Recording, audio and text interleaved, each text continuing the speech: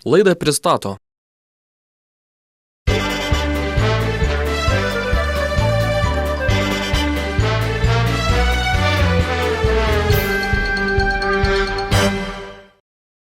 Auksinė mintis.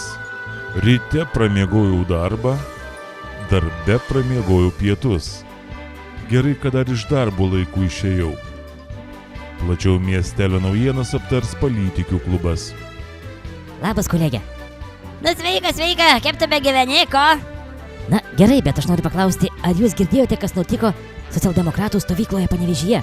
A tu apie kūčią šneki dabar? Na, apie naujo pirmininko rinkimus. A, nu taip, girdėjau, dabar partijos vairų ant savo rankas perims jaunas šoferis, o tai žinai, seniauka valdoma partija susiskoldžius buvo jau labai ilgai. Na taip, susiskaldžiusi kaip niekada, bet nemanau, kad stovykloje įsivyraus ramybė. O kokia jūs čia taip myslėje dabar?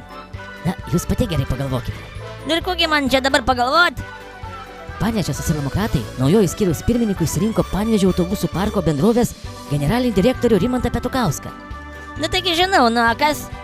O tas, kad jo žmona Kristina dar anksčiau už partinės drausmės nepaisymą buvusio pirmininko ir jo sėbrų yra pašalinta iš šios partijos. Nu taip, pamenu, tai kuo Anis dabar darys? Na nežinau, vienu žodžiu biški prasitarė Petukauskas apie žmoną. Nu ir kokia Ana sakė? Jis sakė, kad taryboje reikia stiprios frakcijos, todėl galima pagalvoti ir apie jo žmonos grąžinimą į partiją. A, nu tu matai, nu šaunuolisgi, nu geras vyras gyvatė, matai? Kodėl jūs taip manote? O tai tu pati pagalvok, Anasgi sėdi karaliaus kėdėje dabar išrinktas, o ta varikšė išmesta iš rūmų žiūrės pro langą, ne? Tai kaip atrodys? Taigi būtina priimti atgal ir kartu vairuoti tų laivų, kad jam paskyrė partiečiai. Sakote, dviems bus lengviau valdyti tą partijos laivą? Nu taigi žinoma, irgi tokia patarla, kur dustas, tai iškart bus tvarka. O čia dar šeima, šeiminės rangos metodas visam pasaulyje yra pasiteisinis. Va, pameni Clintonų? Jūs čia apie Amerikos prezidento Clintono sekso skandalą norite padiskutuoti? Na prie ko čia sekso skandalas? Aš noriu pasakyti, kad jį visada palaikė žmona. O dabar pažiūrėk, Ana sėdi pensijai, kai buvęs prezidentas nieko neveikia, tik bananus valgo, o va tas su Obama važinėja ir pinigų šeimą uždirba. Ką jūs to norite pasakyti, kolegė?